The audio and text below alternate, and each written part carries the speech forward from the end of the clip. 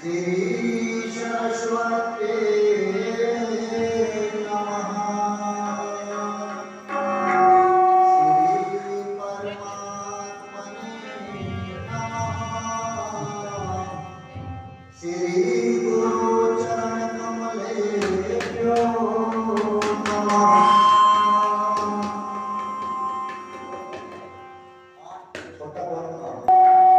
शंभुनाथ प्रेम सहित आसन धरो, सुनो कथा करो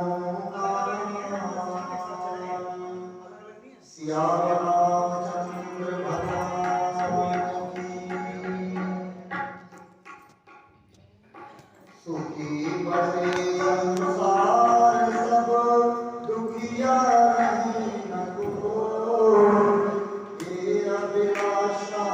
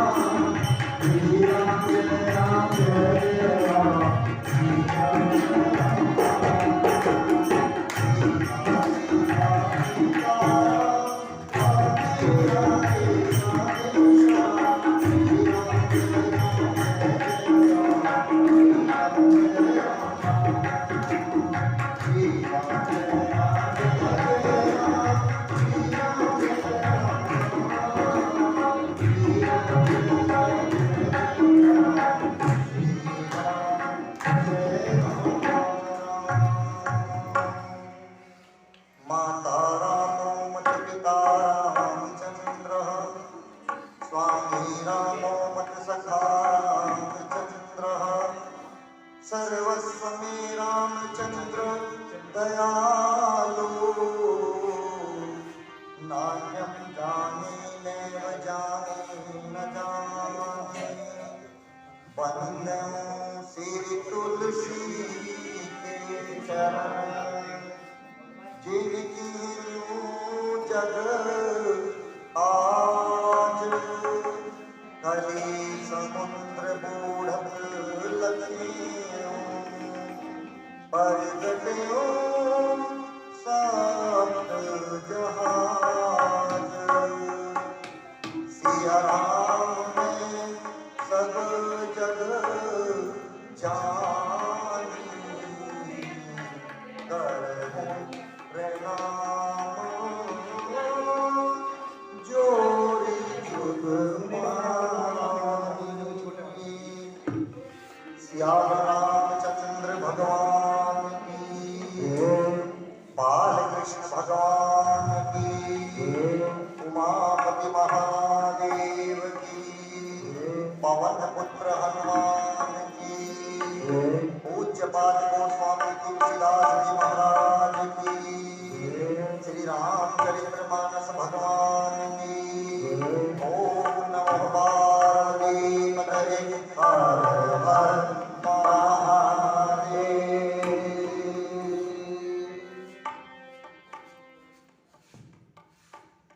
अनंत कोटि ब्रह्मांड नायक अवतार बनाने लाखों जी के चरणों में बारंबार साष्टांग, भूत भावन शंकर भगवान जी के चरणों में बारंबार नमन और पूज्य पाद गोस्वामी तुलसीदास जी के चरणों में बारंबार वंदन। यहाँ पर बैठे मेरी माताएं बहन, पिता तुल्य बुजुर्ग नौजवान साथी और ये हमारी बाल मंडली, एक बार व्यासपीठ से सभी को जय श्री राम, जय श्री राम, जय श्री राम। आपके यूरोपियन स्टेट मेरठ कॉलोनी में चल रही 9 दिवसीय राम कथा के आप और हम आज अंतिम पड़ाव यानी 9वें दिन के रूप में यहाँ पर एकत्रित हुए हैं। आप बड़े भाग्यशाली हैं, बिना किसी विघ्न के हमारी कथा, ये हमारा अनुष्ठान पूरा होने जा रहा है। मान लीजिए अगर होल ना हो तब क्या होगा? ये राघव की तो कृपा है। और आज वैसे भी कथा में हनुमान जी का प्रवेश होने वाला है। हनुमान चालीसा में लिखा है, आपन तेज समानो पापे तीन लोक हांके देखा। तो जब हनुमान जी आएंगे तो ऐसी विपत्ति तो आएगी, हवाएं आएंगी, बरसात आएगी, क्यों? उनके तेज को कौन रोक सकता है? उन्होंने आज दिखा दिया कि आज कथा में अपने प्रभु से मिलने में आ रहा है। आज के मुख्य यजमान के रूप में नरेंद्र पवार, श्रीमती अनिता पवार पुत्र रोहित जी, दूसरे यजमान संजय नागर,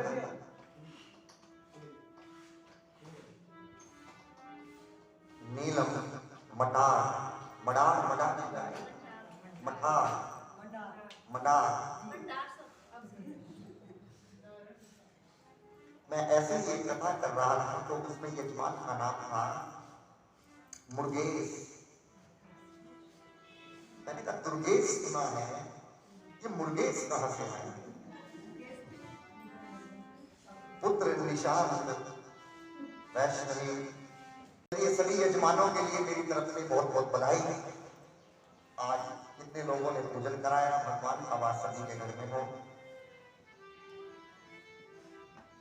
अब कथा को हम शुरू करते हैं। बताइए कल कथा कहाँ पर गिरा? आज बहन जी नहीं बताइए। राम जी पेड़ खा रहे थे।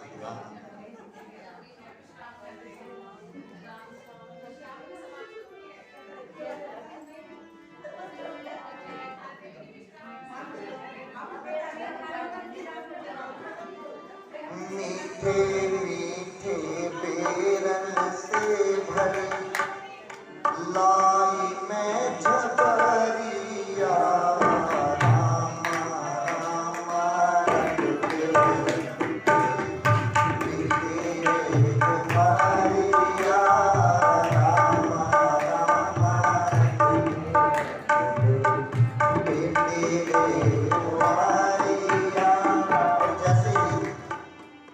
भगवान मां सबरी के पास रुके थे।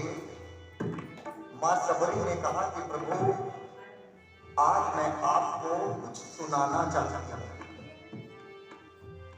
लेकिन मैं भाव के कारण सब भूल गई, मुझे कुछ याद नहीं।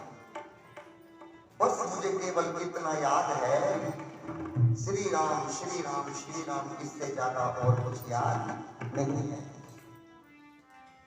भगवान ने मां सबरी के अंदर की बात को जान लिया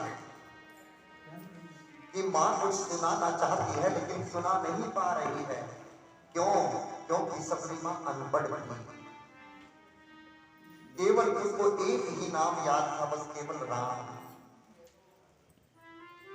जब सबरी मैया सबसे पहले वन में जाकर अपनी कुटिया बनाई और उस सरोवर में जाकर स्नान करने जा रही थी, तो वहां पर जितने भी संत और मुनि थे, सबने सबरी को हाथ पकड़कर बाहर निकाला। क्यों?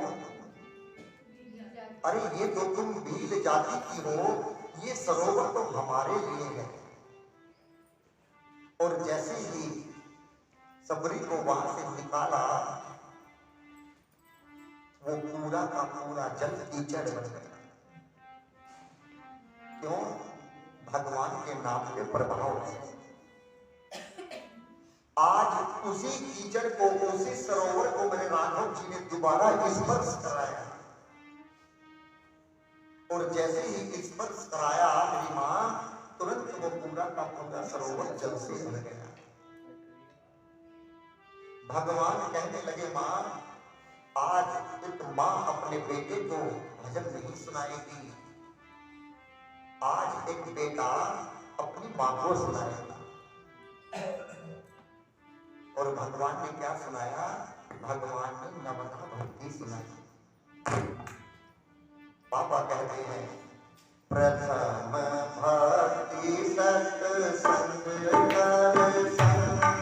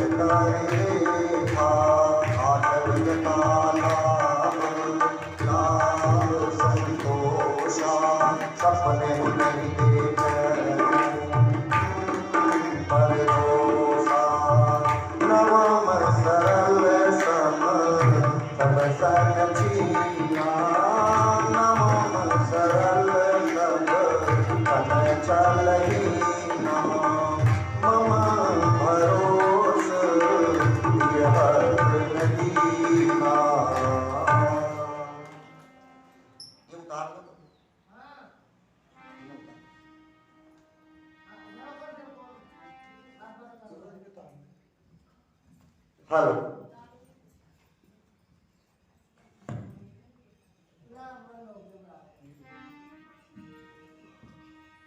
और भगवान ने मां सबरी को नवधा भक्ति सुनाई। क्या सुनाया? प्रथम भक्ति सत्संग कर संगा, दूसरी रति मम कथा प्रसंगा। पहली भक्ति के बारे में बताया क्या कि जो गुरुओं का और संतों का संग करता है, उनकी सेवा करता है, और साथ में दूसरी रति मम कथा प्रसंगा, गुरुओं की सेवा करता है और साथ में कथाओं को सुनता है। मां, मैं उसके पास रहता हूं। दूसरी भक्ति के बारे में बताया, गुरु पद पंकज सेवा, जो गुरु के चरणों में सेवा करता है। थोड़ी रिपीट बिल्कुल सिंपल चल रहा। हेलो। चौथी में बताया कि जो छल और कपट को छोड़कर भगवान के चरणों की पूजा करता है, मैं उसके हृदय में रहता हूं। पांचवें में बताया, जो गुरु द्वारा दिए गए मंत्र का दिन रात जाप करता है, मैं उसके हृदय में वास करता हूं। छठे में बताया, सामने यदि तुम्हारा मन गर्मा गर्म पकौड़ी को कर रहा है, साथ में सामने देख रही हो कि खट्टी मीठी चटनी भी रखी हुई है, गर्मा गर्म चाय भी रखी हुई है, लेकिन तुम अपने मन की इंद्रियों को मारकर उन्हें मत खाओ। इसका मतलब अपनी इंद्रियों पर जो काबू रखता है, जो अपनी इंद्रियों पर काबू रखता है, मैं उनके हृदय में जाकर मां वास करता हूं। क्योंकि आजकल कामनाएं भी बहुत प्रकार की होती हैं, कामना एक प्रकार की नहीं होती। अभी आप 20 लाख रुपए की गाड़ी खरीद कर लाए, कोई पड़ोसी 25 की ले आए, तो आप कोशिश करेंगे कि मैं अब 30 की लाऊं। यही है क्या? इंद्रियों पर काबू करना। ये सबके पास नहीं है। सातवें में कहते हैं जो सबको एक भाव से देखता है, ना छोटा ना बड़ा। उदाहरण के तौर पर मेरी मां, यदि स्कूल में बच्चों की ड्रेस ना होती तो बताइए गरीब का बच्चा कैसे पढ़ पाता। आज चाहे करोड़पति का बेटा हो, चाहे भिखारी का बेटा हो, ड्रेस एक ही पहन कर जाएगा। जो सबको समान रूप से देखे, मैं उसके हृदय में जाकर वास करता हूं।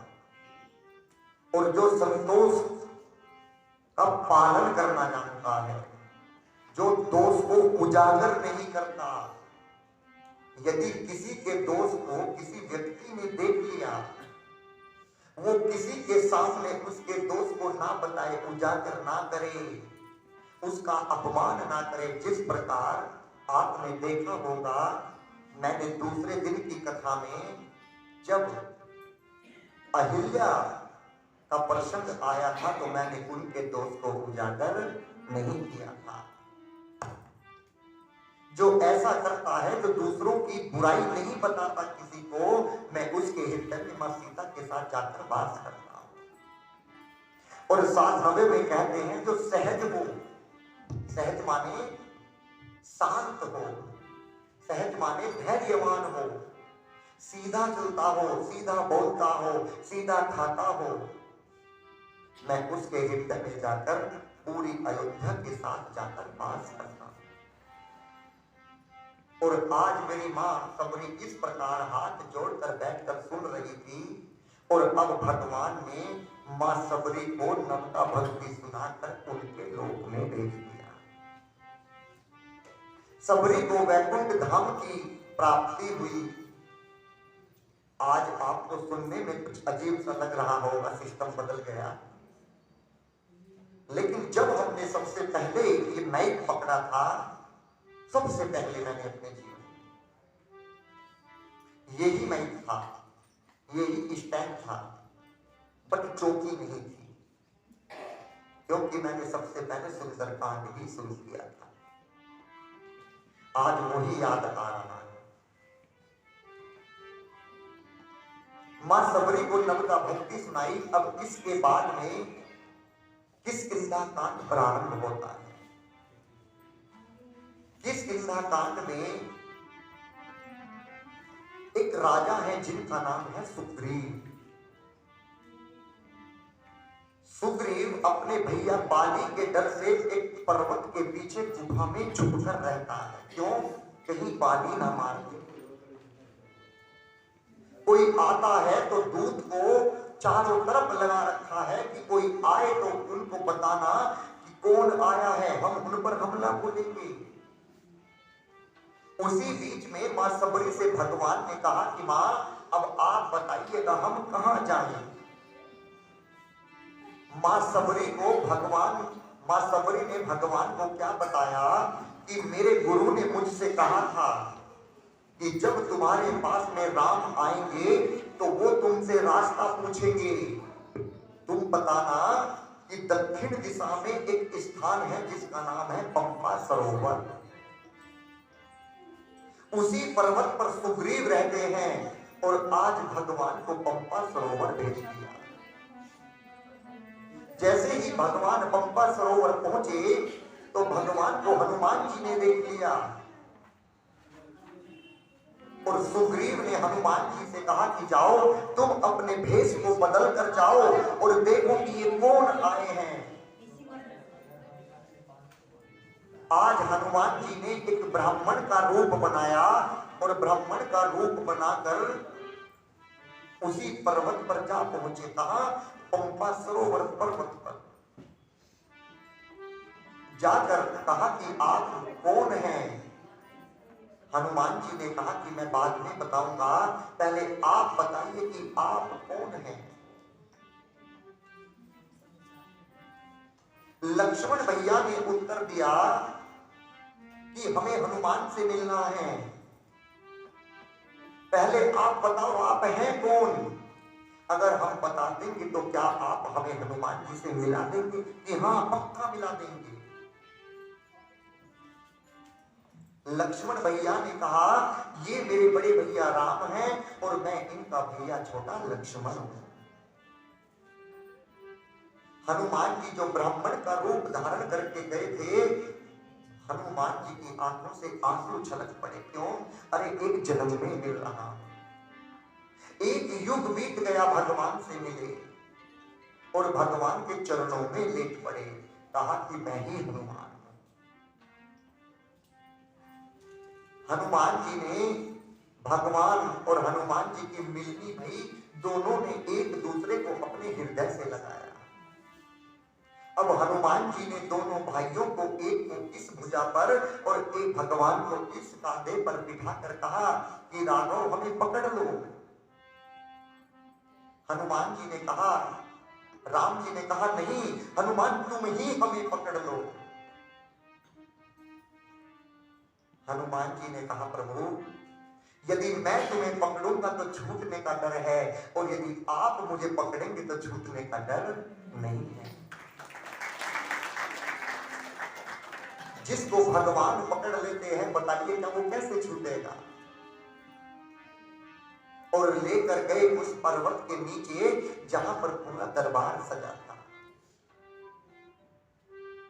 वहां पर दो लकड़ियां लेकर उनका मंथन किया और आपस में उन्हें घिसकर अग्नि को प्रज्वलित किया और उसी के चारों तरफ घूमकर दोनों में मित्रता हुई।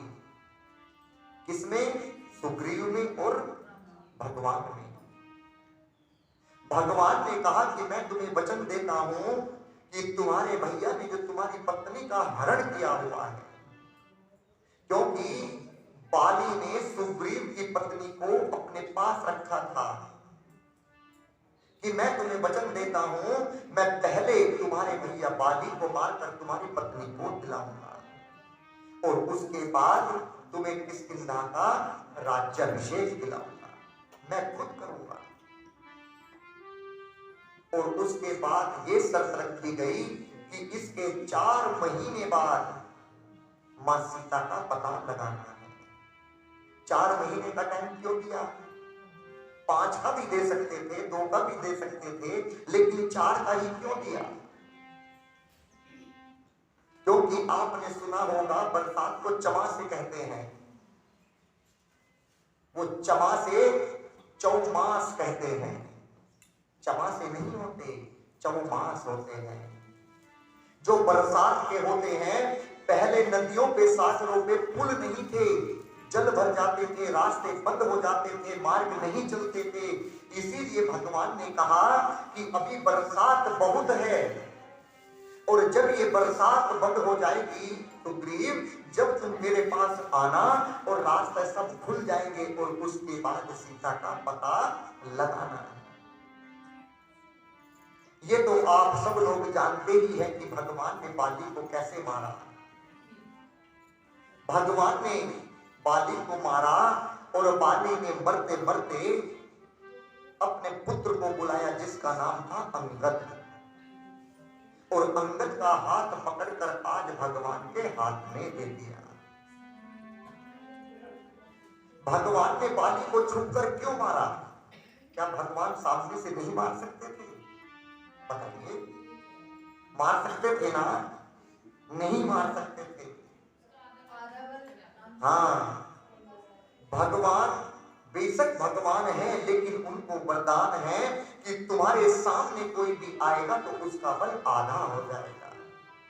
इसीलिए भगवान ने माया रची और माया रचकर बाली को मारा। अब बाली जब मरा तो विभीषण सुग्रीव जी को किष्किंधा का राजा बनाया गया। किष्किंधा का राजा बनने के बाद अब सुग्रीव ये भूल गया कि भगवान ने मुझे 4 महीने का समय दिया था। लक्ष्मण भैया को क्रोध आया और कहा कि सुग्रीव भूल गया कि अब मां सीता का पता लगाना है। भैया तुम आज्ञा दो तो मैं अभी जाऊं। भगवान ने कहा कि 1 दिन का समय देते हैं, यदि आज भी नहीं आया तो मैं कल सुग्रीव को भी मार दूंगा। भगवान कहना चाहते हैं कि क्रोध में कोई भी काम नहीं करना चाहिए। क्यों? यदि क्रोध में आज हम लक्ष्मण जी को भेज देते तो बताइए क्या होता।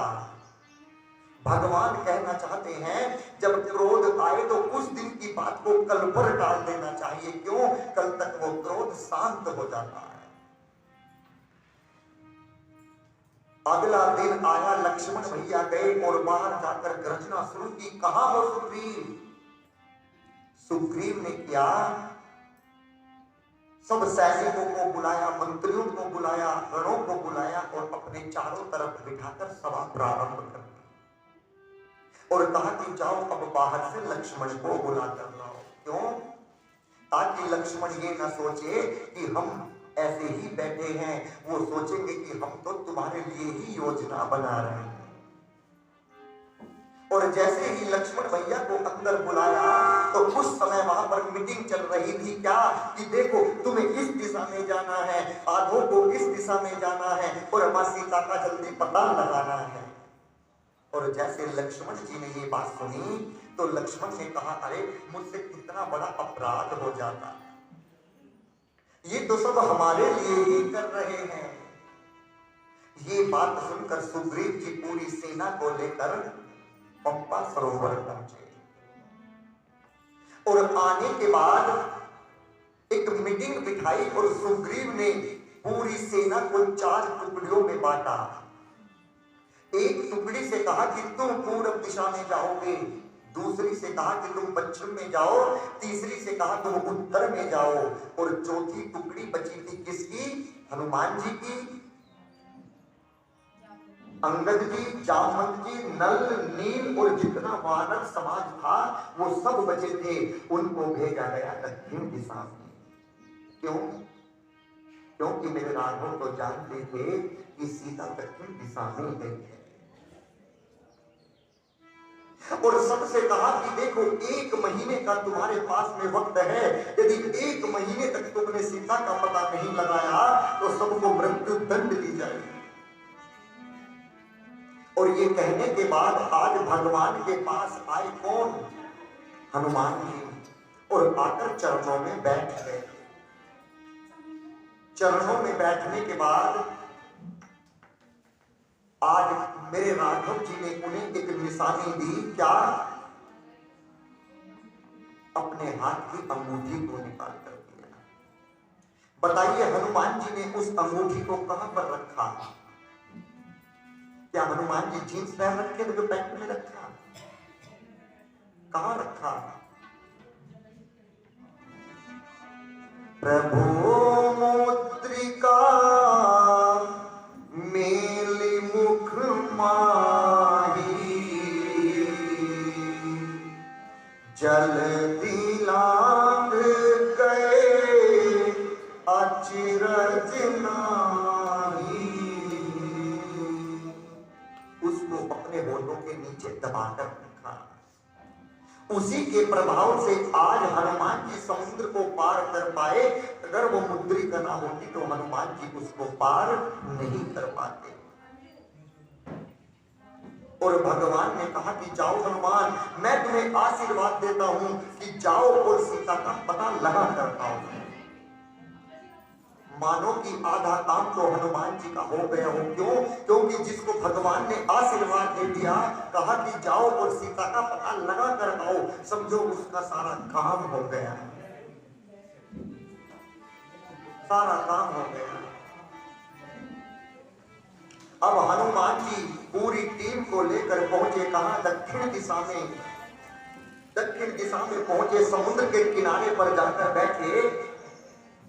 समुद्र के किनारे पर जाकर बैठकर सब लोग बैठे थे। 2 दिन बीत गए, ना किसी ने भोजन खाया, ना किसी ने जल पिया। क्यों? क्योंकि समझ में नहीं आ रहा है कि हम इस समुद्र को कैसे पार करेंगे। तभी अंगद जी ने कहा कि हम लोग सीता मां का पता तो नहीं लगा सकते, लेकिन सब लोग मर जाओ। क्यों? क्योंकि वहां पर वापस जाएंगे तो हमें सुग्रीव मार डालेंगे। उसी समय एक वहां पर पर्वत है, उस पर्वत पर एक गिद्ध बैठा है। उस गिद्ध का नाम है संपाति। किसने बताया? सुंदरकांड पढ़ी हो।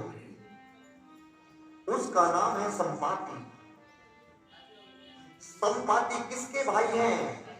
संपाति जटायु के भाई हैं। एक बार संपाति और जटायु जी में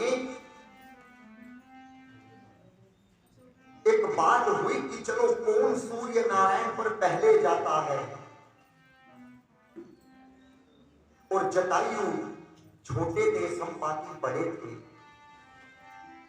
जटायु आगे बढ़ते रहे, बढ़ते रहे, बढ़ते रहे। अपने अभिमान के कारण इतनी ऊंचाई पर चले गए कि उनके पंख जलने शुरू हो गए।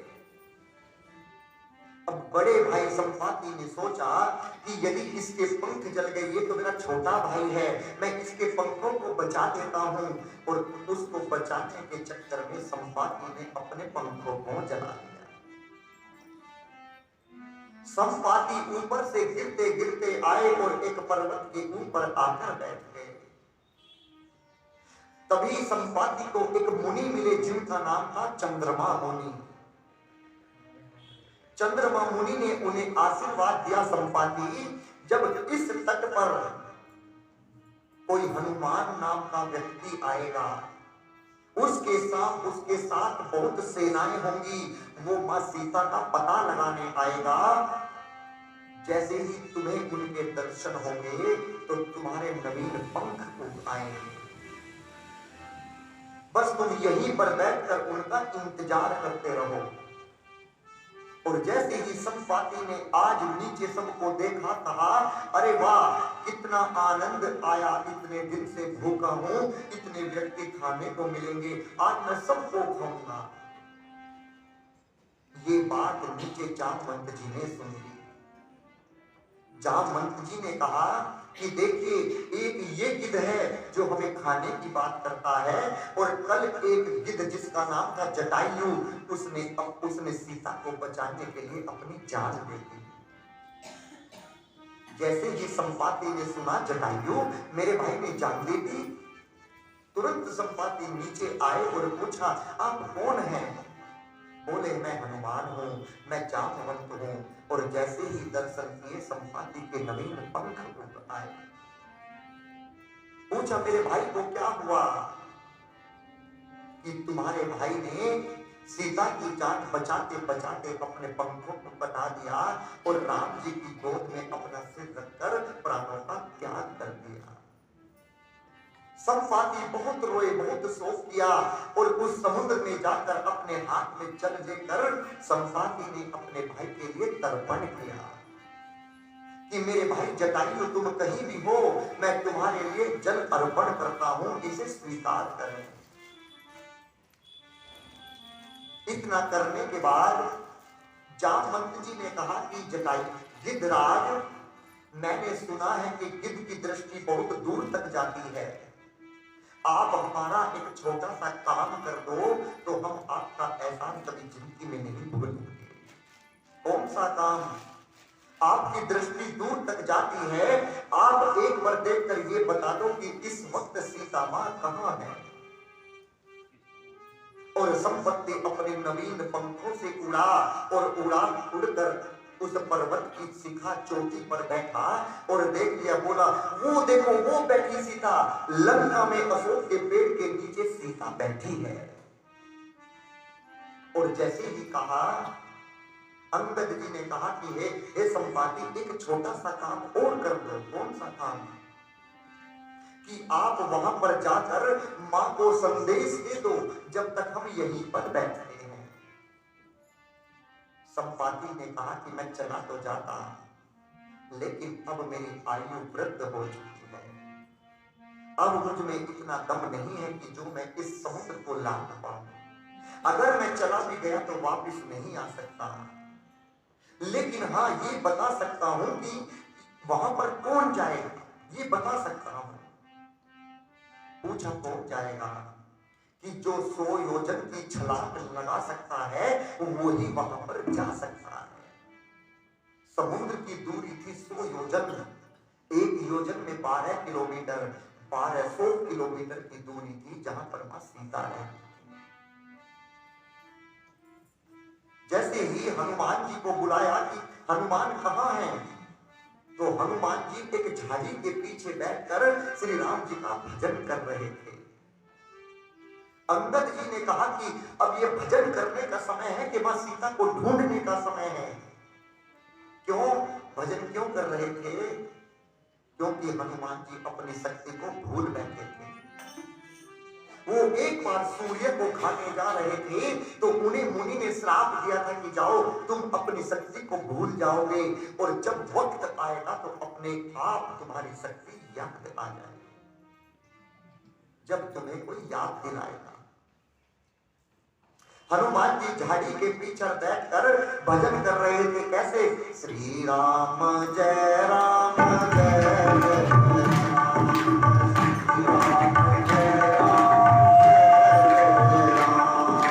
श्री राम जय राम जय राम, श्री राम जय राम जय जय राम, श्री राम जय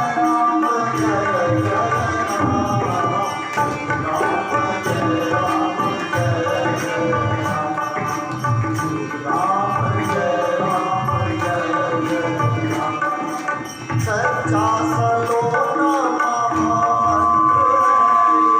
सच्चा सलोना मंत्र है, सच्चा सलोना मंत्र है, सच्चा सलोना मंत्र है।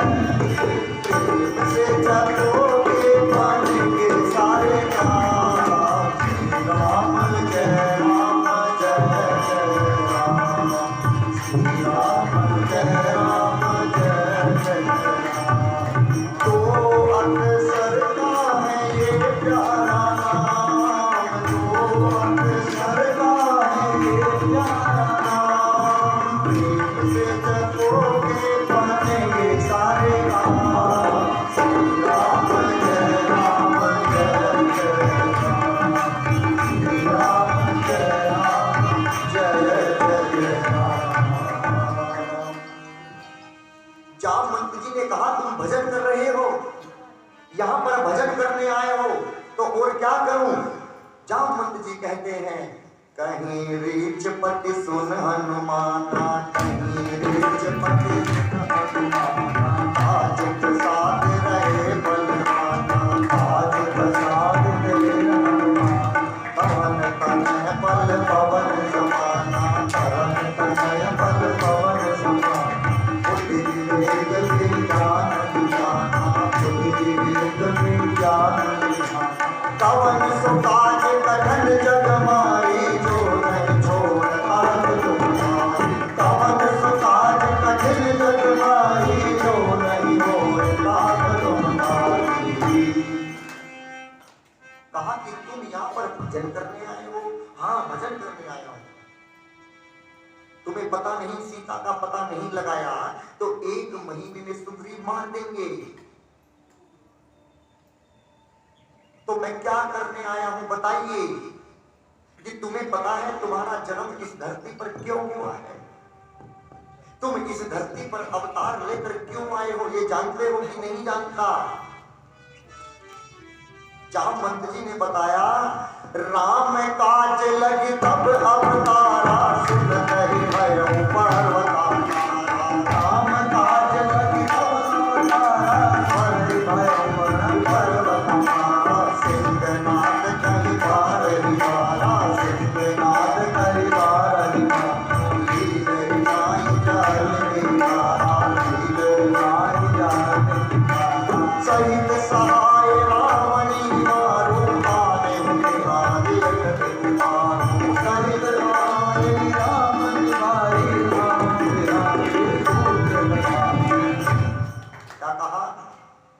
जैसे सुना कि तुम्हारा काम केवल राम काज के लिए हुआ है, मेरा जन्म केवल राम जी के लिए हुआ है। सिंहनाद कहीं पार ही पारा, पवन पुत्र धय पवन कुमारा। हनुमान जी इतने बड़े हो गए और शेर का रूप लेकर एक भगवान का आप देखिएगा, जब पंचमुखी हनुमान जी की मूर्ति देखते हैं तो उसमें एक मुख शेर का भी है। हनुमान जी ने शेर का रूप बनाया और भगवान इतने बड़े हो गए कि भगवान का आज सिर आसमान में और पैर जमीन में थे। कहो जामवंत जी मुझे क्या करना है, तुम कहो तो अभी रावण को मारूं, तुम कहो तो अभी पूरी लंका को उठाकर यहां पर उठाकर ले आऊं, तुम कहो तो मैं सीता को लाऊं, बताओ मुझे क्या करना है। जामवंत जी ने कहा कि पहले छोटे बनिएगा। भगवान छोटे से हो गए, कहा कि बताओ मुझे क्या करना है। जामवंत जी ने कहा कि तुम्हें केवल एक काम करना है। कौन सा? इतना ही करहूं तात तुम जाई, सीता ही देखी कहूं सुधी आई। केवल तुम्हें जाने के बाद मां सीता को देखकर पता लगाकर आना है और राम जी को इसके बारे में बताना है। उन्होंने कहा कि एक शर्त पे जाऊंगा। कौन सी शर्त पे? कि जब तक मैं पता लगा कर ना आऊं तुमको भी यहीं पर रहना पड़ेगा। जामवंत जी ने कहा कि जाओगे तो तुम फिर हमें यहां पर क्यों रखते हो? कि तुम्हें इसलिए बिठाता हूं कि मैं आज हनुमान मां सीता का पता लगा कर आऊंगा, और यदि पता लगा कर आया तो भगवान के पास अकेला जाऊंगा। भगवान सोचेंगे कि हनुमान ने केवल अकेले ने पता लगाया है। यदि तुम मेरे साथ चलोगे तो मैं सबसे पीछे रहूंगा, और भगवान सोचेंगे कि तुम सबने मिलकर पता लगाया है। ये स्वभाव होना चाहिए। भक्त अपनी भक्ति को भी दूसरों में बांट देता है। अगर हनुमान जी आज गुस्से में चले जाते और जामवंत जी ना समझाते तो आज क्या होता? इसीलिए कहते हैं कि कोई भी सभा हो, किसी भी सभा में बड़े का होना आवश्यक है, आवश्यक है। इसीलिए कहते हैं। और जामवंत जी ने कहा कपिसेन संग संधार निश्चर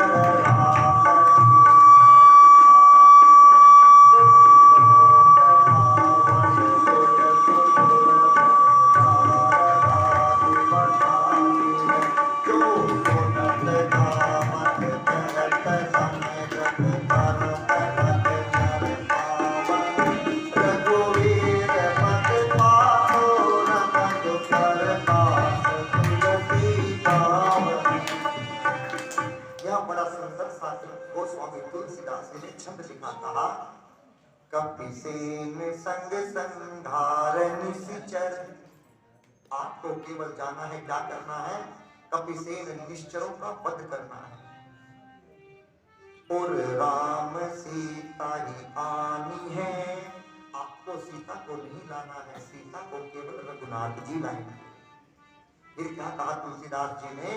त्रिलोक पावन सुजसु सुर मुनि। त्रिलोकपति शंकर भगवान, मां जानकी, सुर असुर जो सब लोग इसको गाते हैं कौन? नारद मुनि बखानी है। इस कथा को नारद जी अपने मुख से बखान करते हैं। कैसे? जो सुनत गावत कहत समझत। जो इसको सुनेगा, जो कहत सुनत समझत गावत, जो इसको ऐसा करेगा उसके साथ में क्या होगा पता है? परम पद नर पावही। वो नर भगवान के परम पदों को प्राप्त करेगा। गोस्वामी जी अपने लिए लिखते हैं रघुवीर तुलसी बखोर मधुकर दास तुलसी गावनी। गोस्वामी तुलसीदास जी कहते हैं कि हे नारायण, हे श्री राम जी, जिस प्रकार भौरा फूल के पराग को प्राप्त करता है, इस तुलसीदास के मन को भी भौरा बना दीजिएगा और ये आपके चरणों के पराग को प्राप्त करता है। ये कहने के बाद अब यहां से सुंदरकांड की कथा प्रारंभ हुई। सबसे पहले जामवंत जी ने एक चौपाई लिखी। कहा, जामवंत जी इस सुंदरकांड की पहल करते हैं। इसका नाम सुंदरकांड क्यों पड़ा, कोई बता सकता है? इस कांड का नाम सुंदरकांड क्यों पड़ा? देखिएगा, जितने भी सुंदर काम हुए हैं वो सुंदर कांड में हुए हैं। हनुमान जी को मां ने बेटा कहा तो इसी कांड में कहा। राम जी ने हनुमान जी को अपना पुत्र कहा तो इसी कांड में कहा। विभीषण जी का राज्य अभिषेक होने की बात आई तो वो भी इसी कांड में आई। सीता मां का पता लगा तो वो भी इसी कांड में लगा। इसीलिए गोस्वामी तुलसीदास जी कहते हैं कि इस कांड में जितने भी चरित्र हुए हैं वो सब अच्छे हुए हैं, इसीलिए मैं इसका नाम सुंदर कांड रखता हूं। और ये भी वरदान है कि जहां पर राम कथा होती है वहां पर मेरे रघुनाथ आए चाहे ना आए, लेकिन 10 दिन के लिए मेरे हनुमान जी का उसी व्यास चौकी पर वास रहता है। ये 100% सत्य है। अब जामवंत जी ने 3 श्लोक लिखे। बाबा कहते हैं, जामवंत के वचन सुहाए, सुने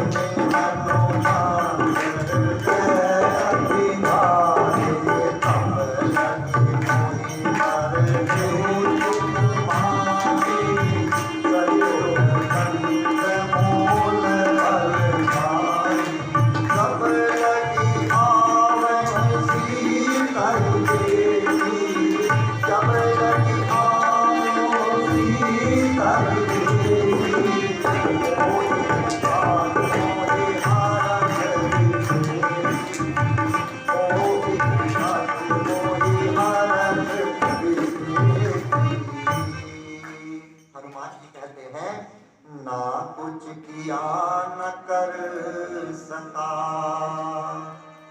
ना करने जोग शरीर, जो कुछ किया तो राम ने, भयउ कबीर कबीर, भयउ कबीर कबीर।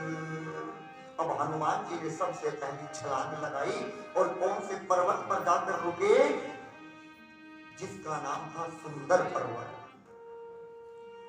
हनुमान जी ने पहली छलांग लगाई तो भगवान एक सुंदर नाम के पर्वत पर जाकर बैठ गए।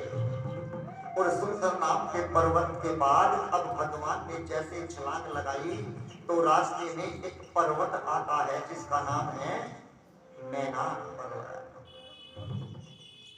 पहले हमारे गुरुजी बताते हैं कि पहले पर्वतों को पंख हुआ करते थे। सब देवताओं के पास तो उनके वाहन थे, लेकिन राक्षस लोग किस चीज से जाएं? तो वो पर्वतों पर बैठकर देवताओं पर अत्याचार करते थे। एक बार इंद्र ने सब पर्वतों के पंखों को काट दिया। एक पर्वत बचा जिसका नाम था मैनाक पर्वत। मैनाक पर्वत दौड़ा दौड़ा पहुंचा किसके पास? पवन जी के पास, हनुमान के पिता के पास। और हनुमान जी के पिताजी ने क्या किया, उस पर्वत को उठाकर समुद्र के बीच में नीचे सुरक्षित रख दिया और कहा कि अब तुम्हें कोई भय नहीं है, यहां तक इंद्र नहीं पहुंच सकते।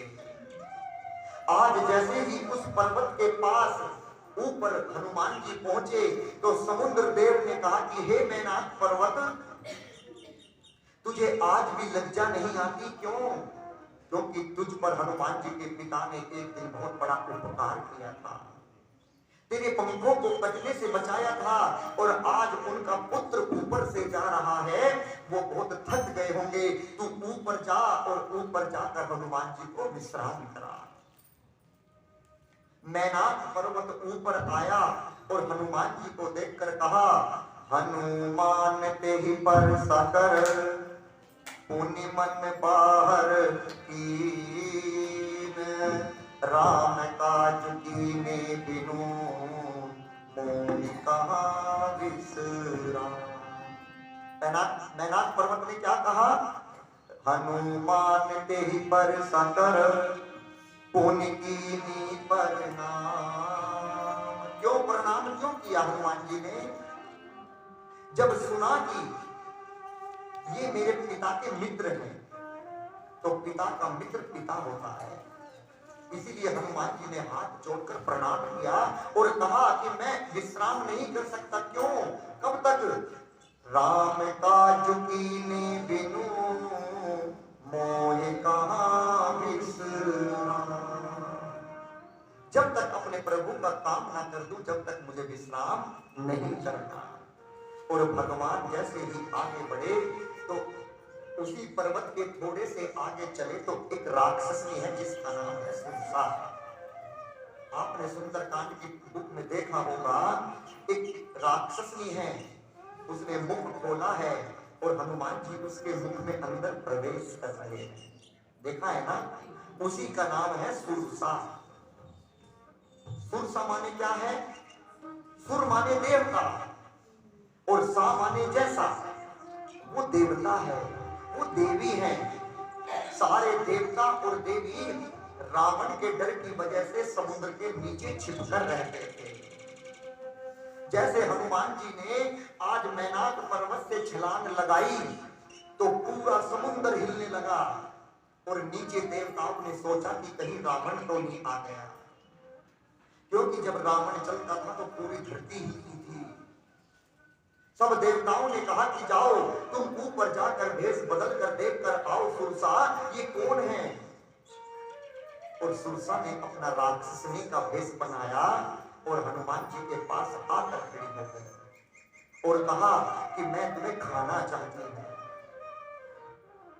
हनुमान जी ने कहा कि मैं तुम्हें वचन देता हूं कि मैं एक बार अपने राघव जी का कार्य कर कर आ जाऊं, फिर तुम मुझे खा देना।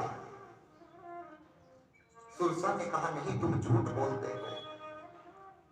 सुरसा एक योजन का मुख खोला सुरसा ने, जैसे अभी मेरी बहन ने खोला, देखो चंपाई ले रही थी, उसी प्रकार सुरसा ने मुख खोला। सुरसा ने एक योजन का मुंह खोला, एक योजन माने 12 किलोमीटर का मुंह खोला, तो भगवान 2 योजन के हो गए। सुरसा ने 2 योजन का मुंह खोला तो भगवान 48 योजन के हो गए। और सबसे बाद में सुरसा ने 16 योजन का अपना मुख खोला तो भगवान 16 के दुगने हो गए। यहाँ पर गोस्वामी तुलसीदास जी हंसते हैं और हंसते हंसते लिखते हैं, गोस्वामी तुलसीदास जी की कलम छूट गई। हंसते हंसते कहा कि मैंने ऐसा कांड कदापि नहीं लिखा जितना मैंने इस कांड, पहले कांड में दुख सहा, उससे कहीं आनंद इस कांड में आ रहा है। गोस्वामी तुलसीदास जी ने क्या लिख डाला? जो जन भर तेरी बदन पसारा, जो जन तेरी भरी बदन पसारा, अपिता कीन तु गुण विस्तारा, अपिता कीन तु गुण विस्तारा, सोरस जो जन मुख तेरी है, सोरह जो जन मुख तोरी है, तुरत पवन सुत बाते सहाय, तुरत पवन सुत बाते सहाय, जस जस सुरसा मदन बढ़ावा, जस जस सुरसा मदन बढ़ावा, आस तुमन कपि रूप दिखावा, कपि रूप दिखावा, सत्य जो जन ते आनंद लीना, अति रघु रूप पवन सुत लीना, सत्य जो जन ते आनंद लीना, अति रघु रूप पवन सुत लीना। 100 योजन का मुंह खोल दिया सुरसा ने, 1200 किलोमीटर का।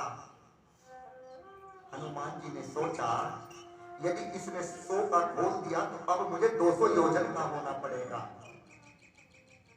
और यदि मैं 200 योजन का हो गया तो मेरा एक पैर यहां रहेगा और एक पैर मेरे ठाकुर के पास पहुंच जाएगा।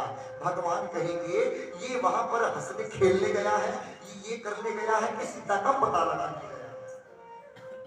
हनुमान जी ने सोचा कि चलो अब मैं छोटा सा बन जाता हूं, और भगवान हनुमान जी छोटे से बन गए, मसक रूप छोटे से, मसक माने छोटा। हनुमान जी छोटे से बन गए और जाकर मुंह में गए और अंदर पेट में जाकर प्रवेश किए।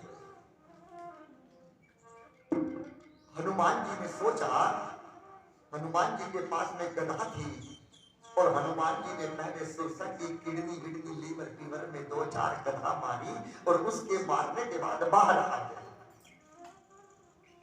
सुरसा मुंह बंद नहीं कर पाई, क्यों? जब तक मुंह बंद करती जब तक मेरे हनुमान जी बाहर निकल गए। अरे 1200 किलोमीटर का मुख है मेरी मां, बताओ क्या कोई एक साथ बंद कर सकता है? जब तक आधा बंद किया, जब तक भगवान बाहर निकल गए, सुरसा का मुंह खाली रह गया। और हनुमान जी ने कहा, मां अब तुम मुझे नहीं खा सकती, क्यों? क्योंकि मैंने तुम्हारे पेट से जन्म लिया है, मैं तुम्हारे पेट में से निकला हूं, और पेट में से कौन निकलता है? तो अपना बेटा निकलता है।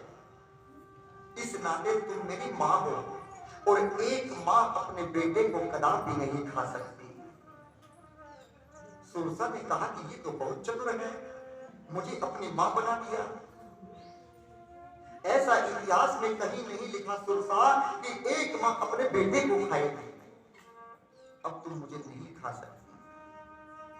अब सुरसा ने आशीर्वाद दिया, कहा मोही सुरण जेही लागी पठावा बल बुद्धि मरम और मैं ये जाना। क्या कहा कि जब मैं बड़ी हुई, जब मैंने अपना मुंह खोला तो तुम दुगने हो गए, इससे तो मैंने तुम्हारे बल को देख लिया, और तुमने मेरे पेट में बनकर मुझे मां बना लिया और तुम मेरे बेटे बन गए। इसका मतलब तुमने ज्ञान भी है, तुम में मैंने बुद्धि को भी देख लिया। क्योंकि तुम रावण के पास जा रहे हो, मैं तुम्हारा बल और बुद्धि देखना चाहती थी, और आशीर्वाद दे दिया। क्या?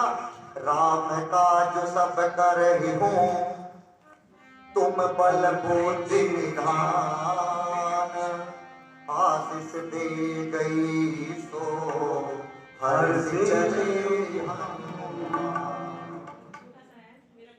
अच्छा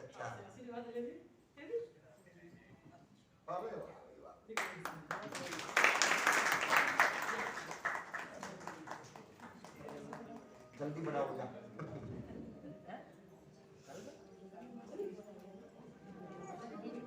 जल्दी बड़े हो जाओ। मामा दादी के खून कान काटो। क्या नाम है इसका? अंजनी। अंजनी अंजनी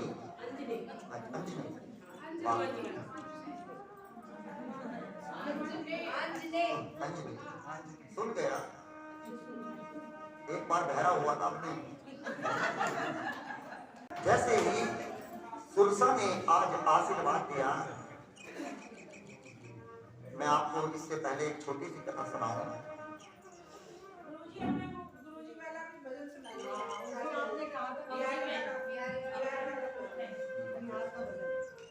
सुनो, एक बार एक गांव में एक राघव जी का मंदिर था, और उस मंदिर में एक पंडित जी रहा करते थे, पूजा पाठ करते थे। और उसी गांव में एक व्यक्ति और रहता था जो बहुत गरीब था, जिसका नाम था केवट। क्या था? केवट की लड़की जवान हुई, और केवट ने सोचा कि मैं चलो किसी बनिए से कुछ पैसे उधार लाता हूं, और वो 200 रुपए उधार लेकर आया। बनिए ने लिख लिए कि इतने % के ब्याज पर मिलेंगे, और पैसे लाने के बाद खूब घाट से विवाह कर दिया। कुछ दिन बाद उसके बेटों की कहीं पर नौकरी लगी, 2 रुपए जोड़कर केवट ने वो 200 रुपए ब्याज के साथ में चुका दिए। उस बनिए ने लिख कर दे दिया साहूकार ने कि लो तुम्हारा ऋण चुकता होता है। केवट ने कहा ये क्या है? कि ये सबूत है कि तेरे पैसे वापिस होते हैं। उसने कहा मुझे क्या करना है? उस रसीद को उस साहूकार ने अपने रजिस्टर में रख लिया और एक झूठी स्लिप बनाकर उसको दे दी और उस पर लिख दिया कि अभी पैसे चुकते नहीं हुए हैं, केवल 1 महीने का ब्याज दिया है, ये उसकी रसीद है। अब केवट ने सोचा कि ये रसीद है सबूत कि पैसे चुकते हो गए। केवट ने सीने से लगाकर और उस रसीद को रख दिया और राघव जी के आगे आकर उस रसीद को, राघव जी आप जानिए, मैं कुछ नहीं जानता। अब कुछ दिन बाद उसी साहूकार ने उस केवट के नाम पर केस कर दिया कि मेरे केवट पर 200 रुपए हैं और ये सबूत है रजिस्टर में केवट का अंगूठा लगा। केस पहुंचा, एक संबंध बनाया गया, एक पत्र लिखा गया कोर्ट से कि जाओ इसे केवट को देकर आओ। और केवट के पास वो खत पहुंचा, केवट पहुंचा अदालत। अब केवट का कोई वकील नहीं था। जज ने पूछा तुम्हारा कोई वकील है? कि रघुनाथ जी जाने। फिर केस कैसे लड़ोगे? रघुनाथ जी जाने। कितने पैसे दिए थे? रघुनाथ जी जाने। चुकाए कि नहीं चुकाए ये भी रघुनाथ जी जाने। मुझे कुछ नहीं पता, बस मुझे खाना आता है और सोना है। कि ये रघुनाथ कौन है? रघुनाथ जी जाने, मुझे नहीं पता। ये कहां रहता है? जहां मैं रहता हूं। तुम कहां रहते हो? जहां रघुनाथ जी रहते। उसी मंदिर के बराबर में उस केवट का घर था। एक जज ने खत लिखा, भेजते हैं ना कि तुम्हारे गवाह कौन है? रघुनाथ जी जाने। उस रघुनाथ के नाम पर एक लेटर लिख दिया और डाकिया पहुंचा पूरे गांव में चक्कर काटता, ये रघुनाथ का घर कहां है? रघुनाथ का घर कहां है? पूरा दिन हो गया, रघुनाथ का घर नहीं पाया। एक व्यक्ति ने कहा रघुनाथ का घर तो नहीं है लेकिन रघुनाथ का मंदिर जरूर है, कि चलो वहीं पर लेकर चलो। और गया, उस पंडित जी को कहा कि है क्या रघुनाथ जी? कि रघुनाथ जी तो अंदर हैं। तो लो अपना खत ले लो, कोर्ट से आया है। उस पंडित जी, उसने क्या सोचा कि ये पंडित जी ही रघुनाथ है और साइन कराए। पंडित जी ने साइन कर दिए और डाकिया चला गया। अब उस पंडित जी को सारी बातों का पता चला। उसने वो खत रघुनाथ जी के चरणों में रख दिया और कहा कि हे रघुनाथ, आज तक मैंने तेरी जितनी भी पूजा की उसके बदले में तुझसे आज भीख मांगता हूं कि तू केवट की गवाही देने जरूर जा। और उस खत को रखा। पहुंचे कौन? पहुंच गए। पूरी अदालत सजी थी, पूरी अदालत बैठी थी। उसने कहा कि तुम्हारे पास कोई सबूत है? केवट जी ने कहा कि नहीं, ये तो रघुनाथ जी जाने, मुझे नहीं पता। रघुनाथ जी जाने।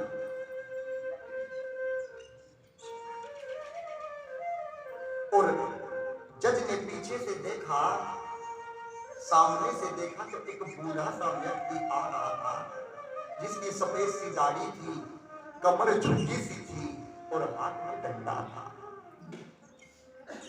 आंखों पर चश्मा लगा था, मैले से कपड़े पहने हुए थे, फटे से। और आकर कहा, एक आवाज लगाते हैं जो गवाह होता है, आवाज लगाई, रघुनाथ जी हाजिर हो। अब मेरे राघव उस बूढ़े के भेष में आकर, कोर्ट में आकर खड़े हो। गीता को आगे करा, मैं जो कहूंगा सत्य कहूंगा, सत्य के सिवा कुछ नहीं। मेरे राघव जी खड़े रहे, पूछा, आप इनके गवाह हैं? हाँ, मैं इनका गवाह हूं। क्या इन्होंने तुम्हारे सामने पैसे दिए थे? हाँ, मेरे सामने दिए थे। कितने रुपए दिए थे? कि इनका 200 रुपए मूल था और बाकी ब्याज था। कोई सबूत है तुम्हारे पास? कि हाँ, कि ये जो साहूकार हैं, इनकी अलमारी में एक 10 नंबर का रजिस्टर रखा हुआ है और इतने नंबर पेज पर एक रसीद रखी हुई है, उसे मंगा कर देखिए। तभी 2 पुलिस वालों को भेजा और जाकर वो रजिस्टर उठा कर लाए तो उसमें से वो पर्ची निकली, वो पर्ची निकली। केवल को बाद इज्जत बरी किया गया और उसको दंड दिया गया। अब भगवान धीरे धीरे धीरे धीरे वापिस चले गए। उस जज ने केवल को बुलाया, कहा, केवल ये कौन थे? कि रघुनाथ जी जाने। कहां से आए थे? रघुनाथ जी जाने।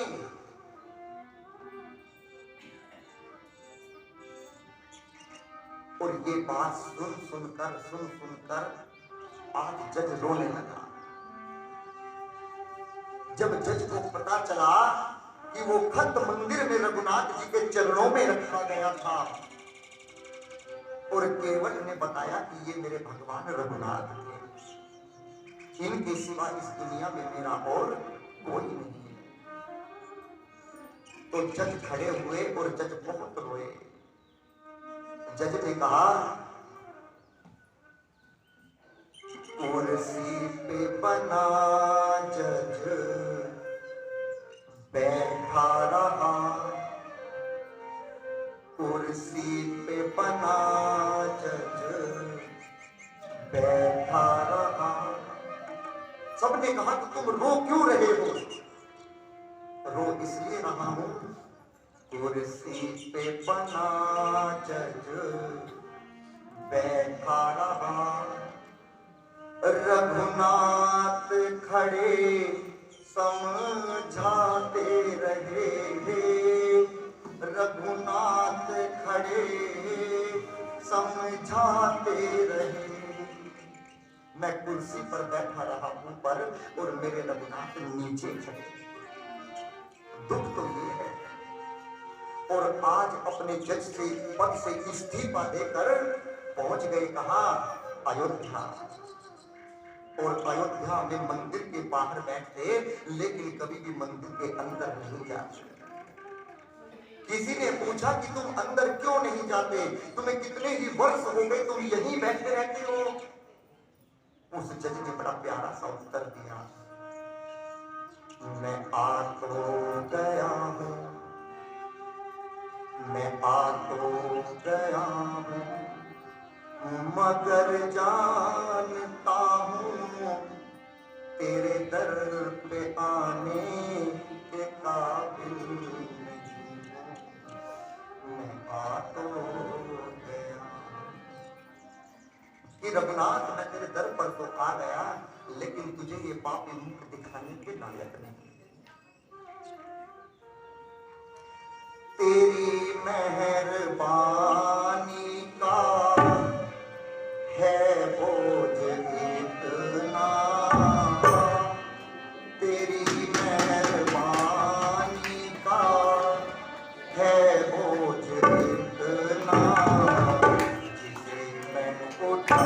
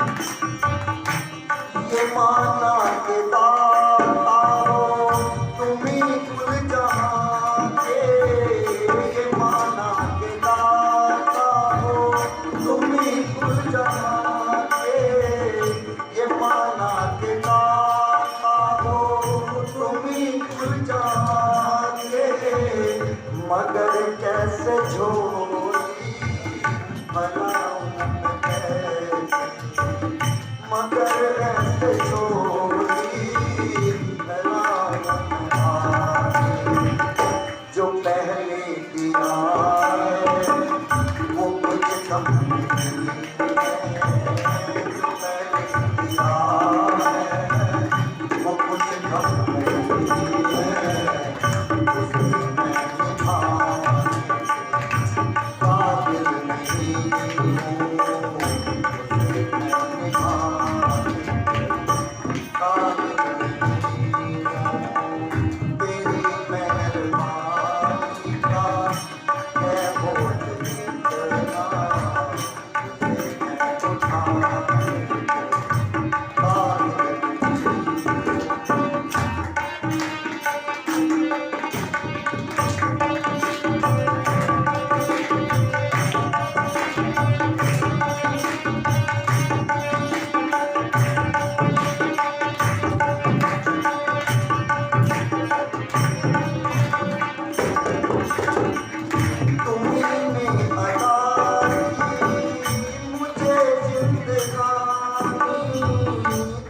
मैं उठाने काबिल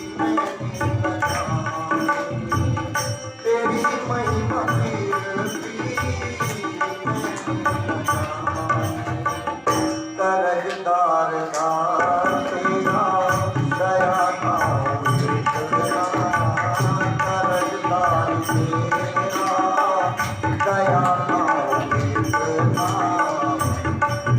करजा चुका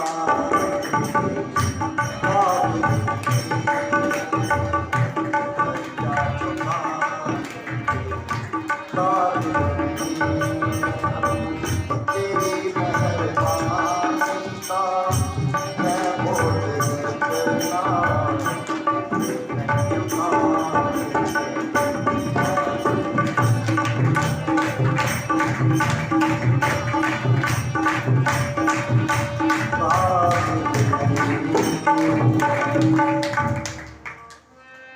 अब हनुमान जी थोड़े से आगे बढ़े, एक राक्षस की ओर मिली जिसका नाम था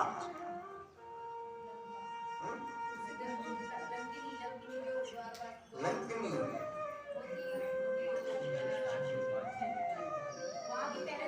सिंह जी का किसकी माँ है? राहु की माँ। जो नवग्रह में है ना राहु केतु, उन्हीं की माँ है जिसका नाम है सिंह जी का। आपने सही बताया, लेकिन इसके बाद हो गए। सिंह जी का काम क्या है? वो समुद्र में रहती है और जो ऊपर जीव उड़ते हैं वो उनको ऐसे खींच लेती है और उसे खा लेती है।